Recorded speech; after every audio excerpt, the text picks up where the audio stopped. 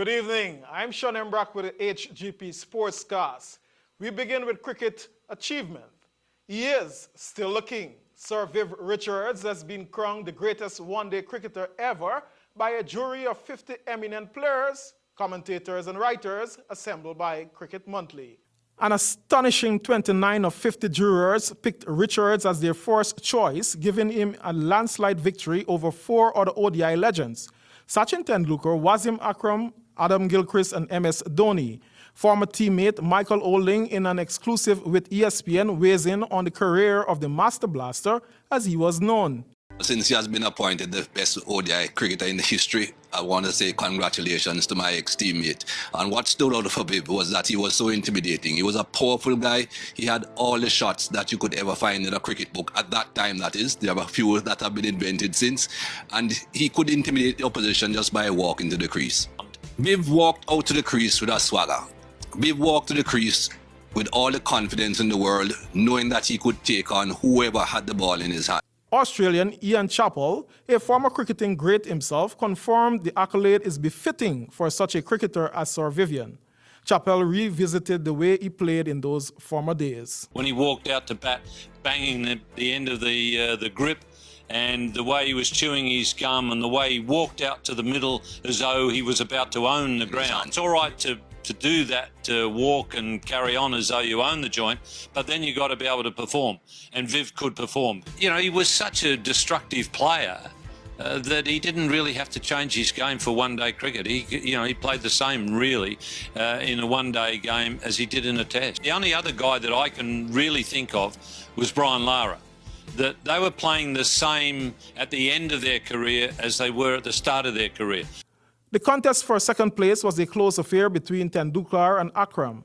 Tendulkar, owner of 18,426 runs and 49 centuries, eventually prevailed by a hair's breadth over Akram, the most exceptional left-arm bowler the game has ever seen. Rounding off the top 5 were Gilchrist at number 4 and Dhoni at number 5.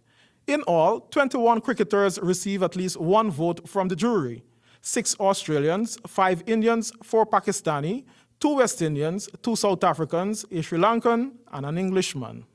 The Guyana Amateur Basketball Federation has finalized the Guyana men's national basketball squad to a final 16 for the Bermuda versus Guyana basketball 3-day series scheduled for Wednesday and Thursday, March 11 and 12, and Saturday, March 14 at the Cliff Anderson Sports Hall. The team of 12 players for each of the games will be drawn from the 16-man squad. Akeem Kanai has been named captain of the Guyana team. The full squad follows Akeem Kanai, captain Jermaine Slater, Teron Welch, Travis Burnett, Dave Causeway, Ryan Gullin, Stephon Gillis, Randy Richardson, Dominic Vincent, Neil Marks, Rodwell Fortune, Jason Squires, Royston Selman, Shelroy Thomas, Ryan Stephanie, and Nikolai Smith. Darcel Harris, head coach, Marlon Rodriguez, assistant coach, and Junior Hercules, manager. Usain Bolt set to compete in 200 meters in Switzerland. Jamaican world record holder Usain Bolt will be competing in the 9th leg of the IAAF Diamond League in Lausanne, Switzerland. The 6-time Olympic champion will be competing at the Pontoise Stadium for the 4th time. Bolt has stated that he enjoys running the 200 meter at the Pontoise Stadium in Lausanne because it has one of the best curves in the world. In 2012, he set the stadium record of 19.58 seconds.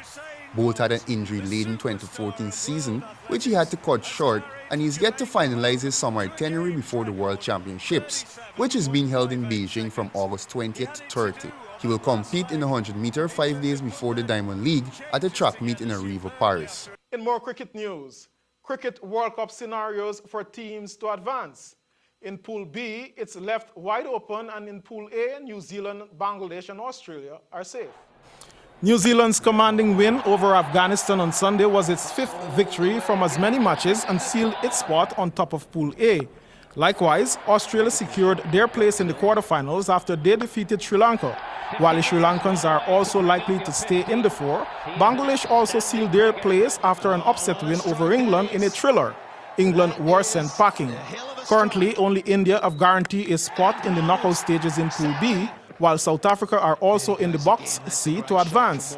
Ireland, Pakistan and West Indies are looking set to battle for the final 2 spots, and it may come down to net run rate unless one of the Minnows do something special, which is not impossible with the flat surfaces.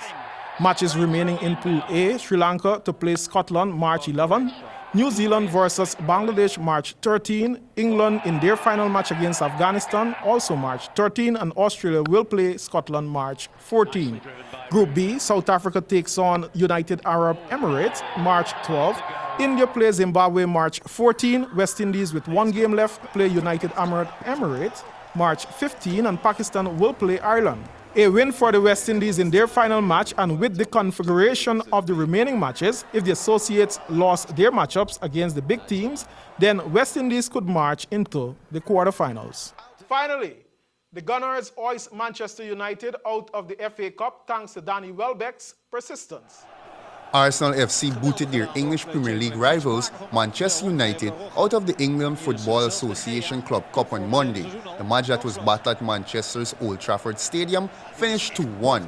The visitors struck first through a fine finish from Nacho Monreal. Then Wayne Rooney leveled things 4 minutes later with a brilliant header assisted superbly by a record signing from Real Madrid, Angel Di Maria, in the 29th minute. Former Man U man Danny Welbeck then lashed on to a poor back pass from Antonio Valencia in the 61st minute. Makeshift right-back Valencia was one of the more visible weak links in the Manchester United lineup. In the Premier League, Arsenal stands third with 54 points, with Manchester United fourth on 53 points.